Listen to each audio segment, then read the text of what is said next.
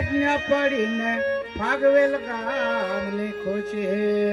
એ ભાતી બાબાને આજ્ઞા પડીને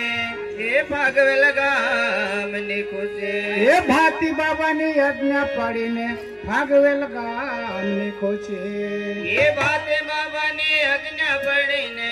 ભાગવેલ ગામને ખોચે એ ભક્તિના વેદ સમજાયો રે આત્મા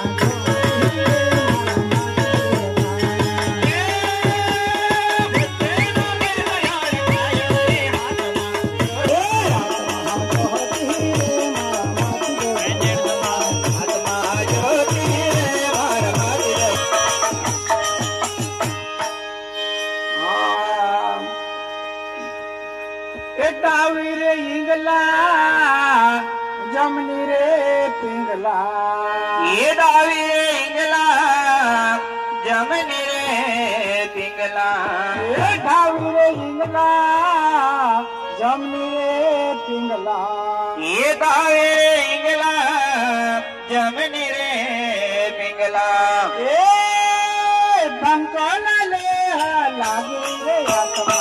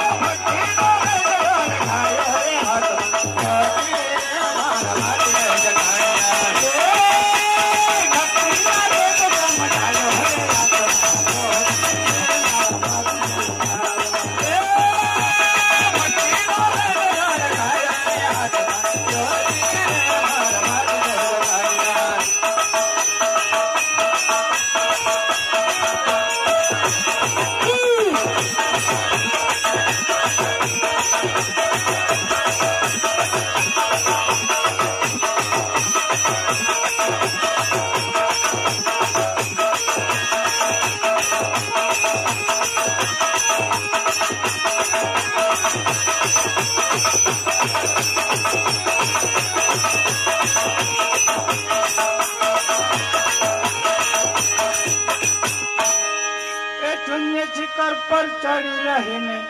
सोम शब्द जपो ये शून्य शिखर पर चढ़ी रहीने सोहम शब्द जपिया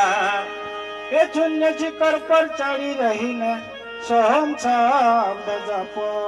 ये शून्य शिखर पर चढ़ी रहीने सोहम शब्द जपिया ओ लोग पुरुष और करो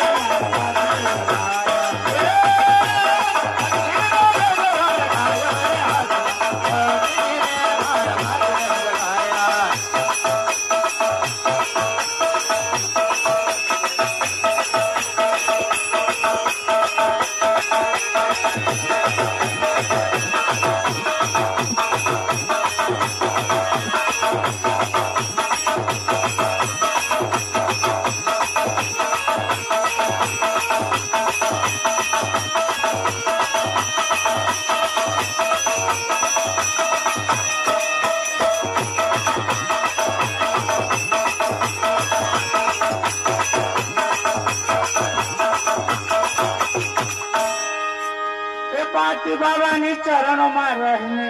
મારા દાસ વીરસિંહ બોલ્યા એ વાતે બાબાને ચરણમાં રહીને મારા દાસ વીરસિંહ બોલ્યા એ મારા બાતી બાબાને ચરણો માં રહીને મારા દાસ વીરસિંહ બોલ્યા એ મારા વાતે બાબાને ચરણમાં રહીને મારા દાસ વીરસિંહ બોલ્યા એ અલગ પોરો છે કાવ્યો રે અપનાલો